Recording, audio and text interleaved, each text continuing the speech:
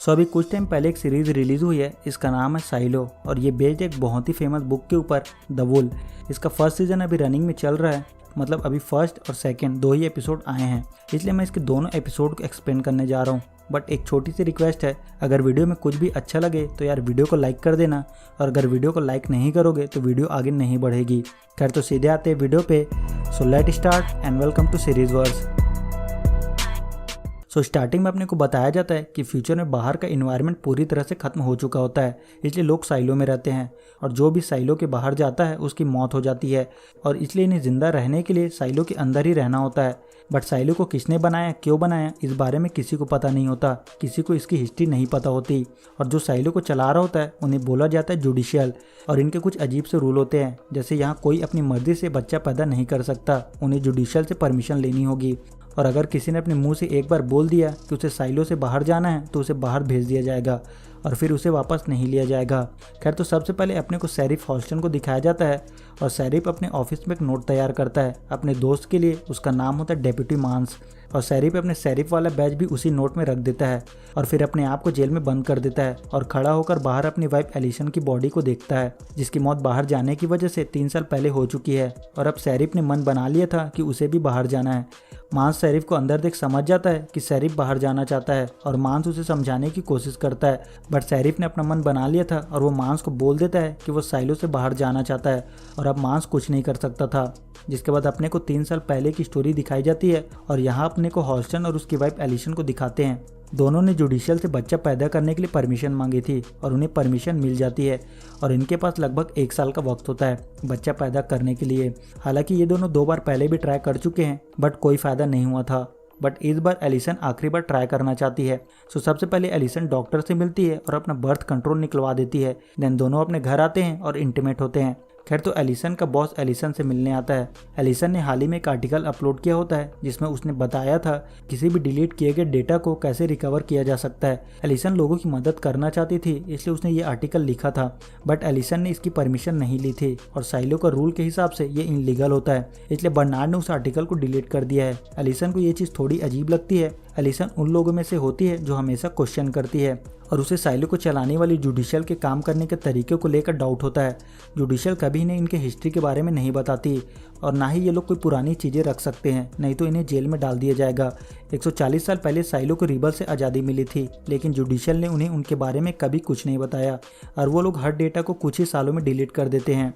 Allison को लगता है कि जुडिशियल उनसे कुछ छिपा रही है, और इतने सालों से वो लोग उनसे झूठ बोल रहे हैं। एलिसन इस बारे में शेरिफ से कई बार बात कर चुकी है, बट शेरिफ उन लोगों में से होता है जो लोग अपना दिमाग घर छोड़ कर जाते हैं। मतलब शेरिफ वही करता है जो जुडिशियल उससे कहता है, और हर बार उसका आंसर सेम ही होता है कि वो साइलो का शेरिफ है और यहाँ की कानून व्यवस्था बनाए रखना उसका काम है।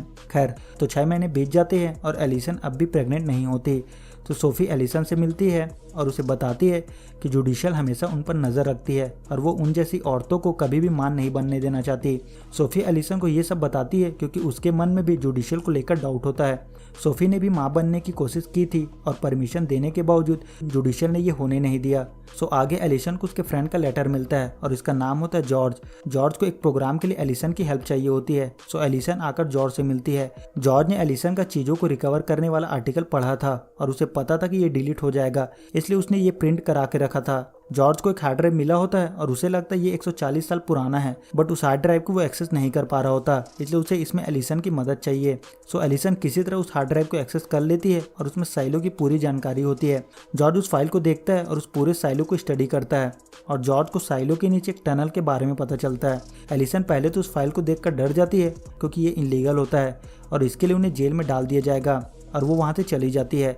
बट एलिसन के दिमाग में दिन भर यही बात चल रही होती है, और फिर एलिसन वापस आती है और उस फाइल को दोबारा देखती है, और एलिसन को उस फाइल में एक वीडियो मिलता है जो साइलो के बाहर का होता है, जहाँ बाहर का इन्वायरमेंट ठीक होता है और सब कुछ नॉर्मल लग रहा होता है, और एलिसन को लगता है कि बाहर सब कुछ ठीक है और जुडिशियल उनसे इतने सालों से बाहर के इन्वायरमेंट के बारे में झूठ बोल रही है। इन सब चीज़ों से एलिसन और ज़्यादा डिस्टर्ब हो जाती है और उसके प्रेगनेंसी का टाइम भी बाहर निकल जाता है। सो इस चीज़ को लेकर उनका डॉक्टर के साथ अपॉइंटमेंट होता है, बट एलिसन वहाँ नहीं आती। और जब शेरिफ घर आता है तो एलिसन उसे बताती है कि जुडिशियल उन्हें कभी भी पेरेंट्स नहीं बनने देगा। ऑब्वियस सी बात है कि शेरिफ उसकी बातों पर यकीन नहीं करने वाला, बट इस बार एलिसन के पास सबूत होते हैं। एलिसन शेरिफ को वो बर्थ कंट्रोल दिखाती है जो डॉक्टर ने उनके सामने निकालने का नाटक किया था। शेरिफ देखता है कि एलिसन घायल है और वो डॉक्टर के पास भागता है, बट इस बीच एलिसन कैफेटेरिया पहुंच जाती है और सबको बता देती है कि साइलो की बाहर की दुनिया पूरी तरह से नॉर्मल है और जुडिशियल उनसे झूठ बोल रही है। शेरिफ उसे समझाने का ट्राई करता है, बट एलिसन उसकी बात नहीं सुनती और अपनी बात को साबित करने के लिए एलिसन बोल देती है कि उसे बाहर जाना है और जुडिशियल के नियम के मुताबिक कोई भी वहां से बाहर जा सकता है बट वापस नहीं आ सकता। और फिर मांस एलिसन को जेल में डाल देता है। मांस और मेयर रूथ शेरिफ को बोलते हैं कि वो लोग कोई ना कोई जुगाड़ जमा लेंगे एलिसन को बचाने का, बट शेरिफ बोलता है रूल है और अब एलिसन को बाहर जाना होगा। देन शेरिफ एलिसन से मिलता है। एलिसन ये सब इसलिए कर रही होती है क्योंकि उसे यहाँ से बाहर निकलना था और उसे लोगों को साबित करना था कि बाहरी दुनिया ठीक है। 140 साल पहले क्या हुआ था जुडिशियल उनसे छिपा रही है और इतने सालों से उनसे झूठ बोल रही है, और वो बाहर जाकर ये साबित करेगी कि बाहर सब कुछ ठीक है और उन्हें अंदर से कंप्यूटर जनरेटेड फेक इमेजेस दिखाए जा रहे हैं। और इसी तरह से डरा कर जुडिशियल उन्हें साइलो में कैद रखती है और इसलिए उन्होंने पूरी हिस्ट्री डिलीट कर दी है। और जिस भी इंसान को इस बारे में पता चलता है वो लोग उन्हें हटाकर हिस्ट्री से गायब कर देते हैं। खैर, तो एलिसन को सूट पहनाकर बाहर भेजा जाता है और रूल के मुताबिक सबसे पहले वो बाहर जाकर कैमरे को साफ करती है और फिर वो कुछ दूर आगे बढ़ती है और गिर जाती है और एलिसन की मौत हो जाती है। ये सब शेरिफ देख रहा होता है और ये चीज़ें उसे बहुत हर्ट करती है।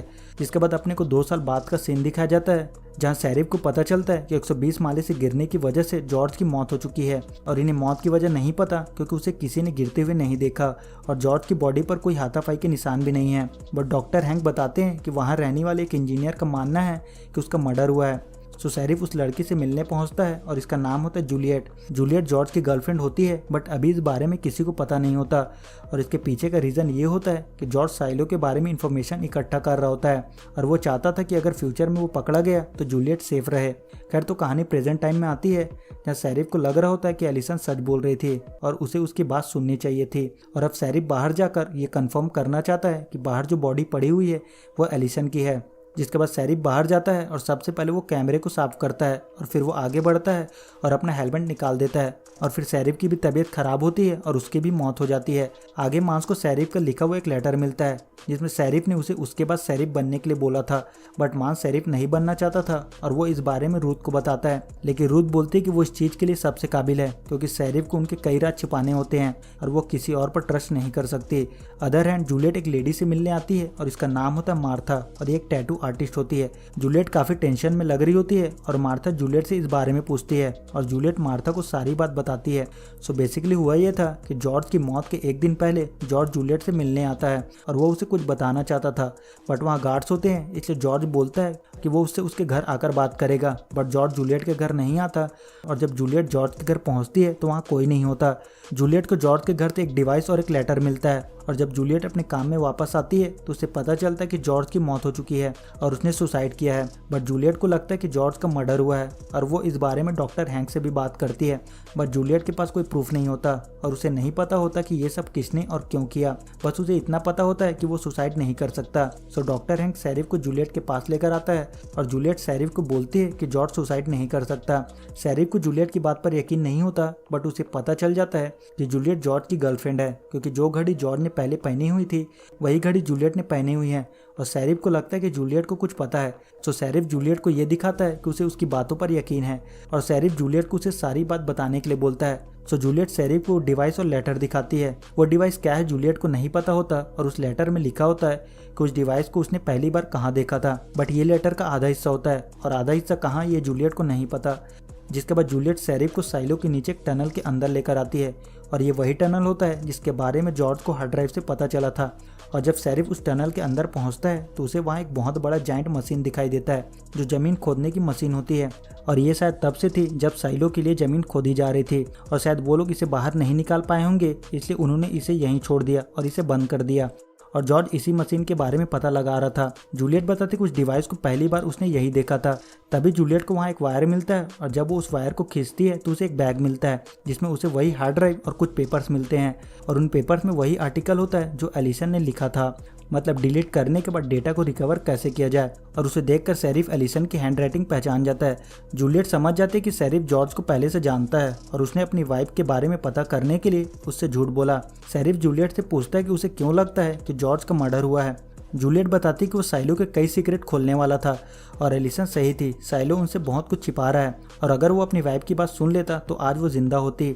शेरिफ बोलता है उसने अपनी वाइफ को मरते हुए देखा है और अब वो किसी और को मरने नहीं देगा, इसलिए वो हार्ड ड्राइव से साइलो के बारे में पता लगाएगा और अगर उसे कोई जानकारी मिलेगी तो वो उसे बताएगा। और शेरिफ उसे उस पर भरोसा करने और उसे चुप रहने के लिए बोलता है। बट उस दिन के बाद से अब तक शेरिफ ने उसे कोई मैसेज नहीं भेजा और अब वो मर चुका है। और जूलियट मार्था को बताती है कि उसने शेरिफ को सब कुछ नहीं बताया।